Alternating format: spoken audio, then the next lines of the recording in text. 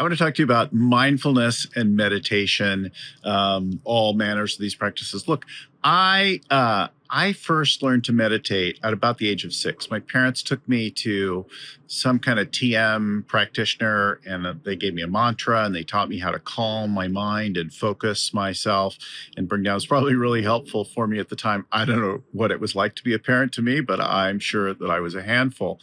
So starting from age 6. I began to practice some form of meditation. I went on to learn many other forms of meditation and other mindfulness practices. I learned walking meditation. I learned body scan and breathing techniques and things like that, from the age of 6 all up. So I really consider like meditation, mindfulness, my birthright. Here's the thing I want you to know. You don't need a ponytail or a man bun. You don't need an excessive amount of tattoos or a lot of hemp clothing or that kind of thing to benefit from meditation. You don't have to change your name to some Sanskrit thingy. You could bring some control, some focusing of your own mind from spinning out of control and bring it into control and be more effective, more productive, more peaceful in your life. There are many different things.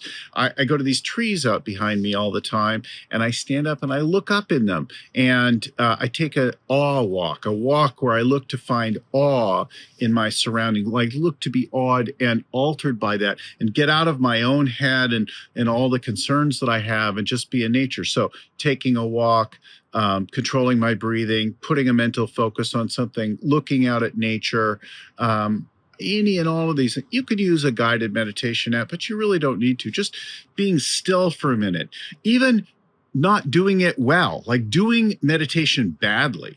So I'm going to sit there and I'm going to try to control my mind. And then what's going through is, oh, I can't do this right now. And oh, I'm not there. And, oh, my foot's itchy, or, oh, my back is hurt and I'm squirmy today. And all of that could be part of the meditation. And all you really need to do is bring the focus back. Oh, be an observer of the person with all those distractions. Oh, that's that. Okay, now control my breathing again.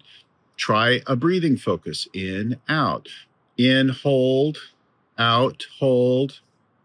In, hold. Right? Like you could go through a 4-part box breathing, going in, holding it in, letting it out, holding it out, bringing it back in, holding. Just go through that a number of times. Bring awareness to different parts of your body. Start at your toes. Move up through your lower legs and your knees and your hips and your abdomen, your back and your shoulders and your fingers and your hands and up into the back of your neck and all around your head and your jaw and your face. And just bring awareness to it. And with each thing that you bring awareness to, relax it, right? And you could try, if you get really relaxed, you get good at that, try some visualization. What do I want the business to look like next year, in 5 years, in 10 years? What do I want my life to look like?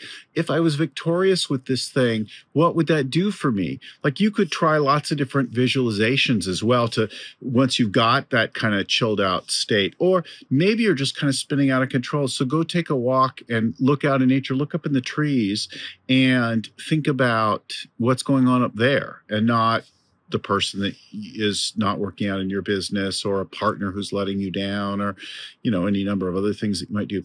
All of these kinds of things are things that you could do and that could become your birthright like they are mine.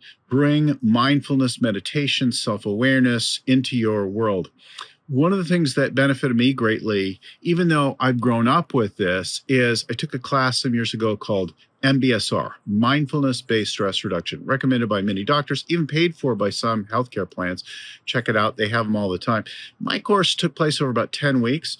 We learned and practiced many things, light yoga, walking, thinking, talking, breathing control, lots of different kinds of stress reduction techniques, a whole menu of them. So you could find the things that really worked for you.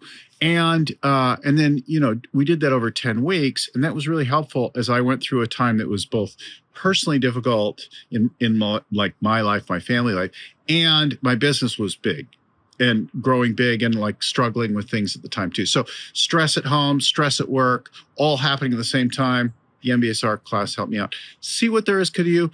You could start with just some breathing control today, but whatever it is, I really encourage you to make some kind of mindfulness practice a part of your life. I hope this has been helpful. We'll talk to you again soon. Keep scaling.